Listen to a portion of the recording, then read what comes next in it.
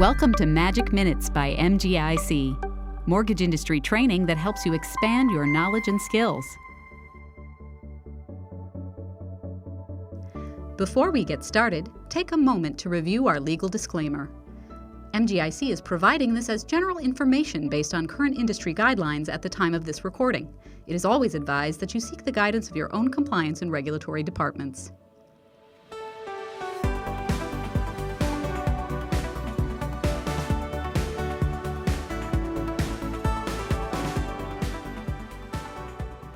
Welcome to our series on evaluating and calculating borrowers' income. I'm Sandra Sweeney, Senior Customer Trainer and Program Designer for MGIC.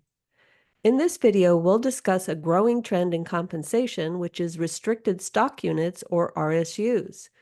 RSUs have been commonly used by high-tech firms such as Amazon, Google, and Apple to award performance milestones or length of service, but are now starting to transcend into other employment sectors. Today, we'll focus in on the use of RSU income as part of our borrower's qualifying income. We'll start by defining what is a restricted stock unit and discover that there are two main types. Then we'll review the documentation and calculation requirements. We'll end with two case studies that will illustrate how to analyze this type of income. So, let's get started. A restricted stock unit is a form of compensation issued by an employer in the form of company shares. RSUs are issued to an employee through a vesting plan and a distribution schedule. So some key points to know about RSUs are: they are a form of stock-based employee compensation. They are restricted during a vesting period that may last several years, during which time they have no value and cannot be sold. RSUs can be considered income once vesting has occurred. Upon vesting, a portion of the shares is withheld to cover taxes and the employee receives the remainder of the shares. Once received, RSUs can be sold or kept like any other shares of company stock.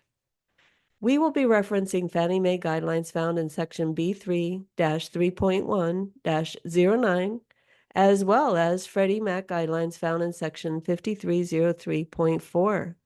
If you are delivering loans to a specific investor, it is highly recommended that you refer to their guidelines on the topic of RSU income. RSUs fall under two main types: performance-based and time-based. Performance-based may be awarded after an employee achieves certain milestones and are used to reward and incentivize. Time-based is generally awarded after the employee has remained in the employment after a particular length of time and help management retain employees over a longer period of time.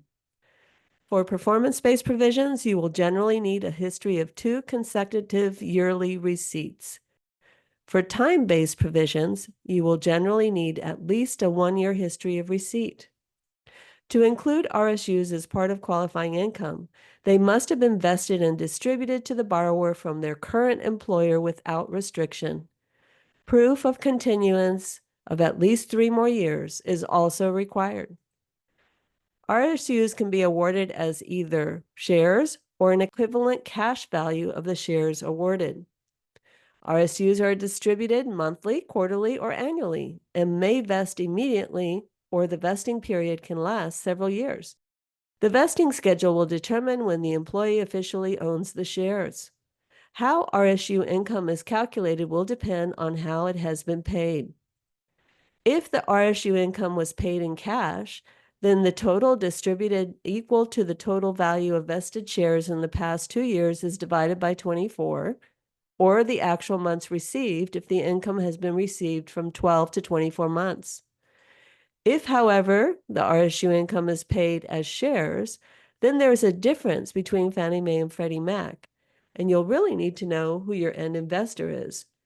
For Fannie Mae, the 200-day moving average of share price times the total number of distributed vested shares received in the last 2 years will be divided by 24. For Freddie Mac, you will multiply the 52-week average stock price as of the date of application by the total number of vested shares distributed in the past 2 years divided by 24. Our documentation requirements are evidence that the stock is publicly traded, If they are not, then stop here, as the income is not eligible. Current vesting schedule reflecting past and future vesting. Brokerage or bank statement showing receipt of the previous year distribution of restricted stock and at a minimum the number of vested shares or cash equivalent. A completed verification of employment that shows restricted stock distributions or the borrower's recent pay stub showing receipt of restricted stock income. W-2s covering the most recent 2-year period or the last 2 years' year-end pay stubs. Let's look at a couple of case studies starting with an individual who receives performance-based RSUs. Jim is a software engineer and has worked for Google for over 5 years. As part of his compensation, he receives Google Stock Units or GSUs, which are a form of restricted stock units. These GSUs are granted to Google employees based on their past job performance. Thankfully, Jim provided a cover letter to help explain the documentation we are about to see. In the letter, Jim explains that he currently has 4 overlapping outstanding grants with a total of 4,099 unvested Google shares. The vesting period for these grants is 4 years from the date of the grant and can be issued on an annual basis. The shares are granted and distributed on a monthly basis at time of vesting. Jim has provided a copy of the 4 grant schedules as well as his year-to-date pay stub and his year-end pay stubs for the years 2023 and 2022. Lastly, Jim has provided a Fidelity brokerage statement showing the deposit of these funds in 2023. Okay, so we know that these are performance-based RSUs and that they were awarded as shares. What steps do we take from here? In step number 1, we need to confirm that the stock is publicly traded. A simple internet search shows that this indeed is the case. In step number 2, we are going to confirm how the RSU compensation is distributed. To complicate matters, Jim has received 4 grants, most of which were awarded at the start of the year. However, a grant number 3 was awarded in March of 2023. A review of these grant schedules show that a number of shares vest on a monthly basis and are granted and distributed at that time. In step number 3, we are going to confirm how the RSU income should be calculated. Because there's a difference between Fannie Mae and Freddie Mac, we will need to know where the loan is being delivered. In our case, it will be delivered to Fannie Mae. Therefore, we need to know the 200-day moving average of the Google share price. An internet search will help you find the 200-day moving average. In our case, it's 142.43 cents. In step number 5, we need to calculate the number of shares received in the last 2 years. This becomes a bit complicated due to the overlapping nature of the 4 grants. We are going to calculate the total amount of shares distributed for the years 2022 and 2023 by reviewing all 4 grants. We end up calculating that 2,623 shares were distributed in that time frame. We also confirmed receipt of this income by reviewing Jim's 2022 and 2023 year-end pay stubs along with his brokerage statement for 2023.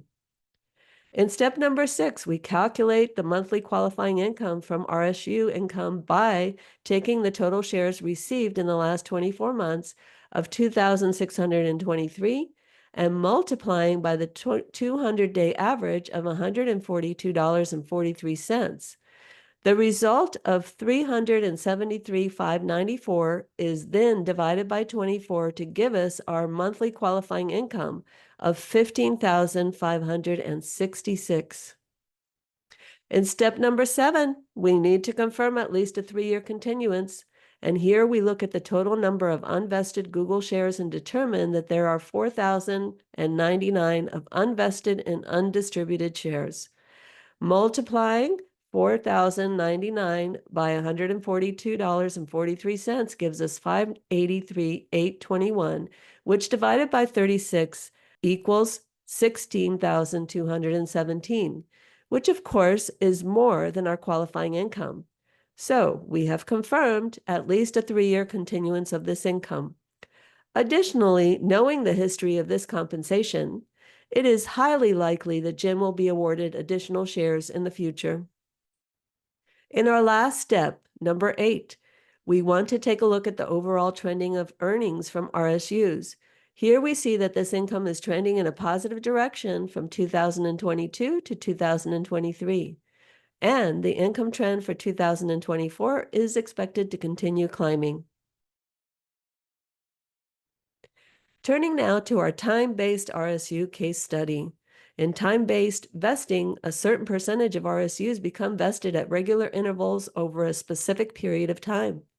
For example, an RSU grant might vest 20% each year over 5 years. Julie is a senior scientist who currently is employed by Merck & Company. When Julie started her employment in 2022, she was offered RSUs in addition to her salary and other benefits.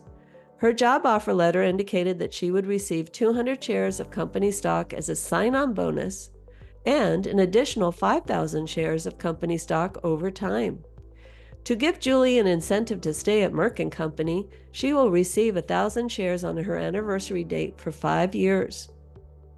In step number 1, we confirm that Merck stock is publicly traded. In step number 2, we are going to confirm how the RSU compensation is distributed. A quick review of the vesting schedule shows that the RSUs are distributed as shares of stocks and granted as cash on an annual basis. In step number 3, we are going to confirm how the RSU income should be calculated. Because the RSU income is received in cash, we can take a 24-month average of the amount actually received.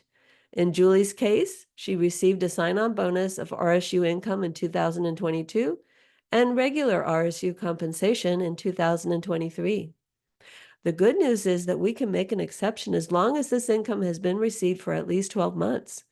If you are delivering Julie's loan to a specific investor, it is highly recommended that you double-check their guidelines. In step number 4, we will review the history of receipt of RSU income. In Julie's case, her W-2s show the receipt of the RSU income in box number 14. In 2022, she received $26,525.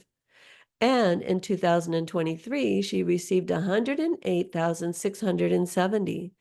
We also reviewed her asset statements for the year 2023, confirming the receipt of these funds.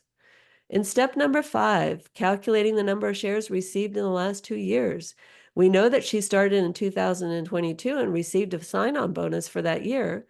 However, we would not include sign-on bonuses as part of our calculation. So in this case, we would take the RSU income from 2023 of $108,670 divided by 12 to get our monthly RSU income of $9,055.83. In our last step, number 6, we would confirm continuance. We are looking for at least a 3-year continuance of income, and we do have an additional 4 years left on her vesting schedule. At this point, you may be wondering, if my borrower indicates that they receive RSU income, where should I start? My recommendation is to start with some questions and take some notes. Ask your borrower, is your company stock publicly traded? If not, stop here. The income is ineligible. How many years have you received RSU income as part of your compensation? How many more years are left on your vesting schedule?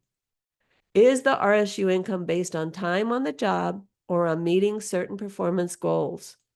How is the RSU income paid out to you? Are you awarded shares or money based on the value of the shares? Where is the RSU compensation reflected? Does it show up on box 14 of your W-2s, or will we need to review year-end pay stubs? As you can now see, we have confirmed that the review of RSU income for eligibility to our mortgage guidelines is quite complex. Each employer has many options on how they set up their RSU compensation packages, and each borrower's documentation may look very different. Additionally, investors may have their own internal guideline overlays. This makes our job more difficult. So if your borrower indicates that they will be using RSU income for qualifying, know what questions to ask, and once you have determined that the income is eligible, Then take the income calculation step by step and carefully analyze this income. Be aware that RSU income can fluctuate from year to year, so follow variable income guidance regarding the analysis of earning trends, and don't forget to confirm that this income is expected to continue for at least 3 more years. After all, remember that our job is to make a reasonable and good faith determination that the borrower has the ability to repay the mortgage in the future. Thank you for joining us for Magic Minutes. We hope this brief tutorial has made a difference for you. For more how-to videos, visit mgic.com/training.